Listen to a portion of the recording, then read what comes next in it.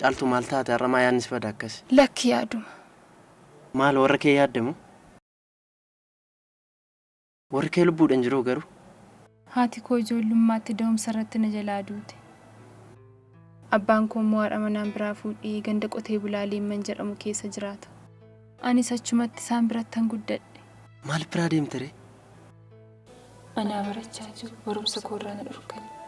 Seerumsiisna malee jedhanii abbaa manaaf na kennuuf jennan.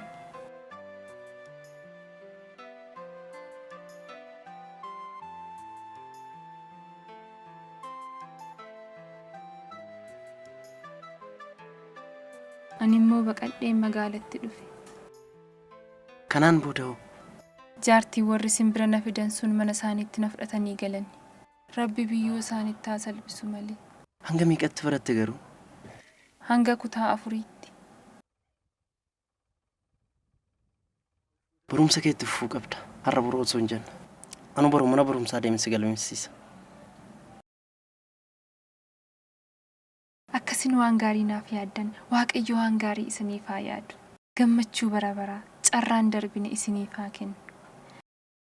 Galatoomi Caaltu isinii kan na dhiisi jennaan deddeemi? Afaantu na bareema. Akkas malee Caaltu barumsa kana hin haleeltamoo si haleelaa jira? Maan na haleela nan haleela malee. Siif Rabbi wajjiniin kana yaadu argadhe. Barumsi ulfaatu jira yoo jiraatu nagaaf.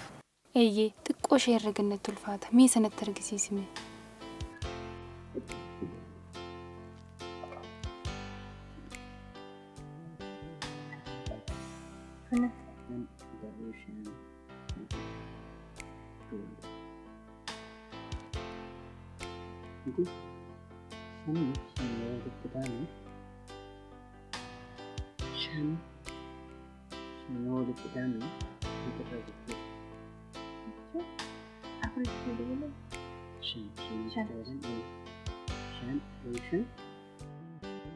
Naagalir galatoom akkuma hojiidhaan dhuftee afaan si gogsee miti buna si danfisu galatoom Caaltuu hin barbaadu. Caaltuu gidduu kana fanfannee ba'uun kono kanaaf mana eegaa barumsa keessa hin dagatu. Maal nagaa miti? Naguma mana hordofu tokkotu jira. Atitti fufumee achi ba'een qilleessa fudhadhee dhufa.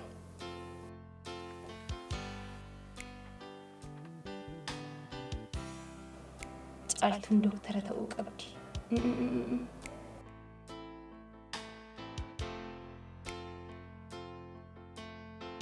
Barsiistuu. Lakki.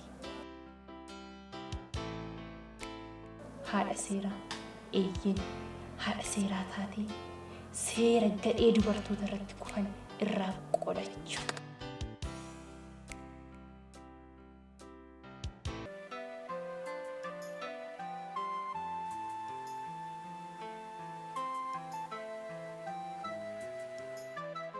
Maal qabu osoo kun kan ofii ta'e ni fayyita yaaniitiisa. Caaltuu guyyaa nuyi xaddaban ishee maatiif sirraa fagaachuun koo hedduu na dhukkubsa.